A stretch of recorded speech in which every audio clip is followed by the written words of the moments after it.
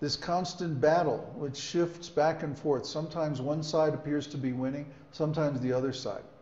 Ultimately, the demigods are always victorious, but demons give them a good run for their money.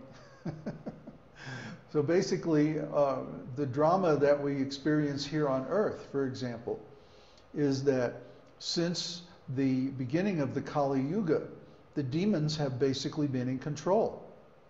And because of that, we have destroyed the structure of the family, destroyed the structure of religion.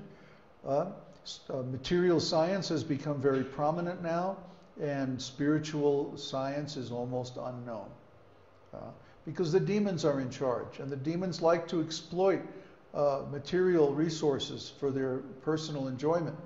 That's the nature of demons. That's the way their personality works. So they're going to minimize anything that gets in their way, like religious principles, ethics, things like that. And they're going to try to increase the facilities for material enjoyment. And what do we see in the world today? Exactly that. So we can understand that the demons are in charge. They may not be publicly in charge, but behind the scenes they're manipulating everything. Since Kali Yuga began about 5,000 years ago, this drama has been unfolding where the demons become more and more influential in daily affairs of everybody. Now that's about to change. We're going to go through a big change, and then the demigods are going to be in charge of the earth for 10,000 years. Then after that, it goes back to the demons, and back and forth, back and forth. That's the drama. That's the story. That's the what is it called? The backstory. You want to know, for example, you tune into a television show, and you see something going on, but there's always a backstory. Where did these people come from? Why are they in a particular kind of relationship? What's motivating their activities? And why are they doing what they're doing? So when we look at the world today, we want to know, why is the world such a mess? Well, that's the backstory. It goes all the way back to the beginning of the universe, the demigods and demons fighting over the nectar of immortality. Any more questions?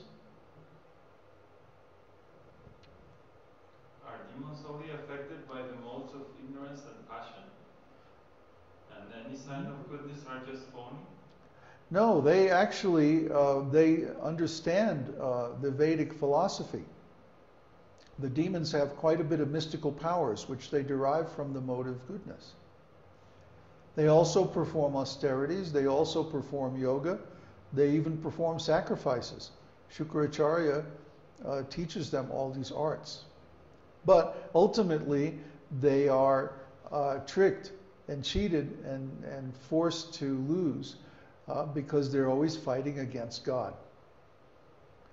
You can have great qualifications, great knowledge, great strength, or even great good fortune, but if you fight against God, sorry, you're going to be defeated.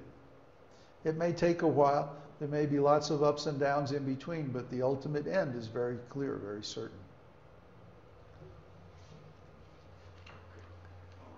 The little small-time demons that we meet in the human level are, they're mainly in the mode of ignorance and passion. That they can be controlled that way. See, the really big demons operate by tricking other people into performing impious activities. They know very well what's the result of sinful activities. Therefore, the way they operate is to trick other people into performing sinful activities, and thus they become unfortunate and easily controlled.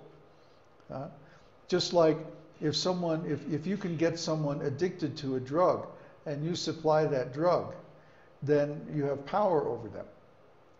So the demons are getting the people in general addicted to sinful activities, because then they're very easily controlled. All you have to do is control the supply of the material enjoyment that they're addicted to, and you have them completely under control. That's the demon's game. Buy this, enjoy that, huh? Go here, do this, do that. You see all these advertisements on TV. Get a better car, get a bigger house, huh? Special, no interest, big sale, you know. And they promote all these useless things, makeup, you know, so many nonsense things. Very expensive, very high profit. So then when you become addicted to them, they become a fashion in society. You have to have them. Then the demons profit. They profit and profit and profit. They play off one side against another in a war and sell weapons to both. So, you know, the demons are very clever. They're very intelligent. Or not intelligent, cunning. They're very cunning. They know how to arrange things in a very tricky way so that they always profit no matter what the situation is. Anyway, we don't want to talk about the demons, we want to talk about God. So, we have here the same problem with the mouse. There must be some distortion because I'm trying the other one and it's working good. Okay. Some interference or something. Well, it's a long ways away. Oh, now that works perfectly. Look at that. That's beautiful. Some interference. Yeah. Or maybe it's just too far away. I don't know. Anyway, we have 4 kinds of signs. Water, fire, air, and earth. Cancer, Scorpio, and Pisces are the water signs. Aries, Leo, and Sagittarius are fire signs. Gemini, Libra, and Aquarius are the air signs.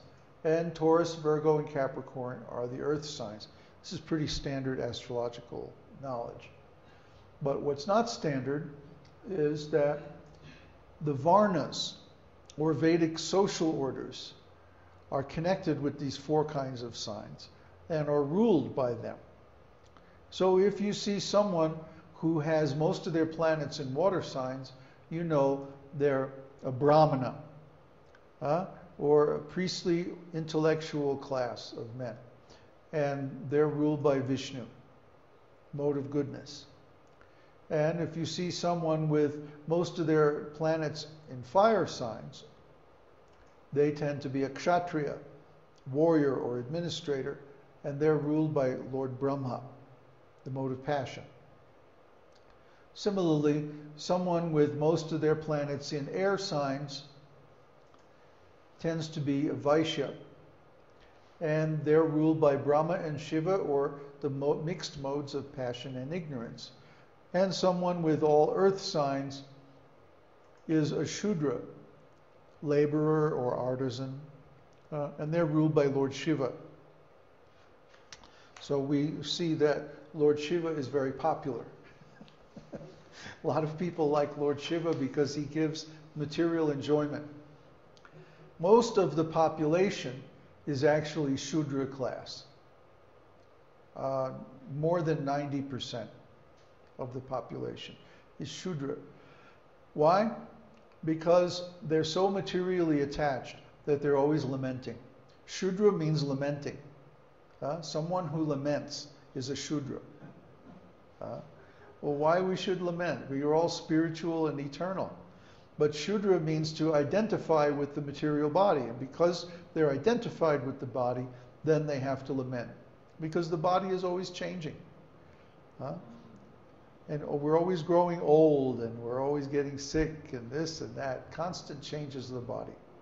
Because of this body, if we identify with this body, we're always going to be lamenting.